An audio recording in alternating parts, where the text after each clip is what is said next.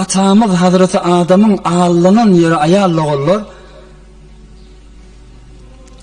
Arzuva minni.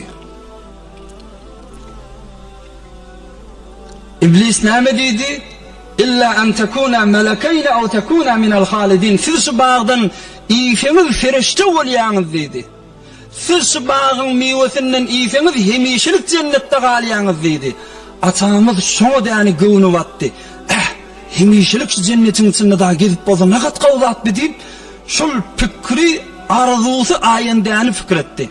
Şu ayende bir arzular edip dani min bir ulu ovadan olokon yaşayışı yeteyinip ayenden arzu etsen o da bir günahın sivelen yetecek bolsan hürrün ehası da ağlanmadaşı arzu emelli yallamına Hazreti Adam kaytarlın zadın üstü veren ayendesini tezmin edecek vallahi bir de eğer Huday Teala'nın kaytarın yerine dani muamelesinden kesbu karımızdan bir no zerengilikleri veren halkın hakkını yiyip bir haram şekli şüpheli zatlar verenlerini ayende hep fikredip ayendemizi de hani nice tabakacay, nice dükkan, nice yer yurt falan şu fikirlerimizi de hani uloldu versek bilim de hani şeytanın duvağına girip bardığımızda akıl huşuna yetiştin eyledin seyranı sen isledin cem eylesen bu kulluhum iranı sen